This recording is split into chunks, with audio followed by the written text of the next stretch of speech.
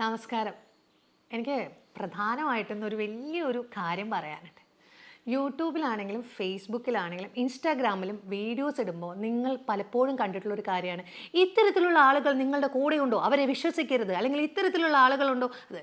ദയവ് ചെയ്ത് ഇങ്ങനെയുള്ള വീഡിയോസ് കണ്ടിട്ട് നിങ്ങൾ അതിലേക്ക് പോയിട്ട് നിങ്ങളുടെ വീട്ടിലുള്ള ആൾക്കാരെ സംശയിച്ചിട്ട് അടി ഉണ്ടാക്കരുത്.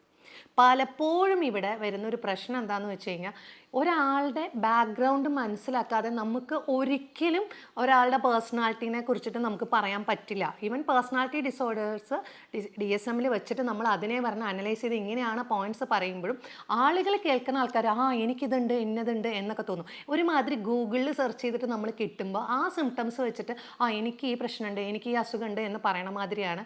അതുകൊണ്ട് പല ആൾക്കാരുടെയും സാഹചര്യങ്ങൾ മനസ്സിലാക്കാതെ, അപ്പുറത്തും ഇപ്പുറത്തും ഉള്ളവരുടെ സാഹചര്യം മനസ്സിലാക്കാതെ സ്വയം കുറ്റപ്പെടുത്തി, അല്ലെങ്കിൽ എൻ്റെ ഭാര്യയ്ക്ക് ഇങ്ങനെയാണ്, ഭർത്താവിന് ഇങ്ങനെയാണ്, ഇന്ന പ്രശ്നമാണെന്ന് പറയുന്ന പല കേസസും നമ്മൾ കാണുന്നുണ്ട്.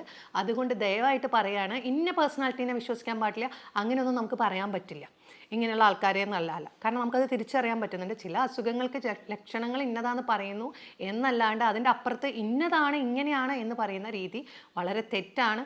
നമ്മൾ മനുഷ്യന്മാർ അങ്ങോട്ടും ഇങ്ങോട്ടും പല ആൾക്കാരും നമ്മൾ വിശ്വസിക്കുന്നുണ്ട്, വീണ്ടും വീണ്ടും വിശ്വസിക്കുന്നുണ്ട്, ചിലപ്പോൾ വീണ്ടും പ്രശ്നങ്ങൾ പറ്റുന്നുണ്ട്. അതാണ് നമ്മളുടെയൊക്കെ ആൾക്കാരുടെ ഒരു രീതി. അപ്പം അതുകൊണ്ട് ഈ ആൾക്കാരെ വിശ്വസിക്കരുത്, ഈ ആൾക്കാരെ വിശ്വസിക്കരുത് എന്നുള്ള രീതിയിൽ വീഡിയോസ് പറയുന്നതും ശരിയായ രീതിയല്ല. കാരണം അതല്ല അതിൻ്റെ രീതി. ഇന്നേ ഞാൻ നേരത്തെ ഒരു വീഡിയോയിൽ പറഞ്ഞിരുന്നു, നമ്മൾ വിശ്വസിക്കാൻ പാടില്ലാത്ത ചില ആളുകളെ എന്നൊക്കെ നമ്മൾ പറയുമ്പോൾ എന്താ കാരണം എന്നും കൂടി എനിക്ക് പറയാനുണ്ട്. വേറെ ഒന്നുകൊണ്ടല്ല. എന്തുകൊണ്ടാണ് ആളുകൾ ഇങ്ങനത്തെ പേഴ്സണാലിറ്റിയിലേക്ക് എത്തുന്നത്? അത് ഓരോ വ്യക്തികളുടെയും സ്വഭാവങ്ങളാണ് അങ്ങനെ. അപ്പോൾ അതുകൊണ്ട് തന്നെ ചില വ്യക്തികളുടെ അവരുടെ സ്വഭാവത്തിൽ ഇങ്ങനത്തെ ഒരു പ്രശ്നം ഉണ്ടെങ്കിൽ നമുക്കൊന്നും ചെയ്യാൻ പറ്റുന്ന ഒരു കാര്യമല്ല. അവരെ വിശ്വസിക്കാൻ പാടില്ല എന്ന് പറഞ്ഞാൽ നമുക്ക് അവരെ ഇത് ചെയ്യാൻ പറ്റില്ല. ചില അതേമാതിരി സൈക്കാട്രിക് ആയിട്ടുള്ള പ്രശ്നങ്ങളുള്ളവരുണ്ടാവും, പേഴ്സണാലിറ്റി ഡിസോർഡേഴ്സിൽ വന്നവരുണ്ടാവും, ബിഹേവിയർ ഇഷ്യൂസ് ഉണ്ടാവും.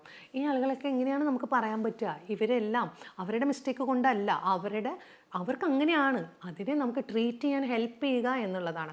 വീണ്ടും വീണ്ടും നമ്മൾ ആളുകളെ ഇങ്ങനെ ലേബലിംഗ് ചെയ്തുകൊണ്ട് പോവുകയാണെങ്കിൽ ഇവിടെ ഒരിക്കലും കൗൺസിലിങ്ങിന് പോവുക, അല്ലെങ്കിൽ വേറൊരു ഡോക്ടറെ കാണുക, സൈക്കാട്രിക്കിനെ എന്നൊക്കെ പറയുമ്പോൾ നമ്മുടെ ആളുകൾക്ക് ഇപ്പോഴും ഒരു സ്റ്റിഗ്മയുണ്ട്. അതിന് പോയി കഴിഞ്ഞാൽ പ്രാന്തന്മാരാണ്, വട്ടന്മാരാണ് എന്നൊക്കെ ചിന്തിക്കുന്നുണ്ട്. അത് വീണ്ടും അതിലേക്ക് എത്തുകയുള്ളൂ. ദയവ് ചെയ്തിട്ട് നമുക്കൊരു പ്രോബ്ലം ഉണ്ടെങ്കിൽ നിങ്ങൾ ചെയ്യേണ്ടത് നേരിട്ട് ഹോസ്പിറ്റൽസിലേക്ക് ചെല്ലുക എന്നുള്ളൊരു കാര്യമാണ്.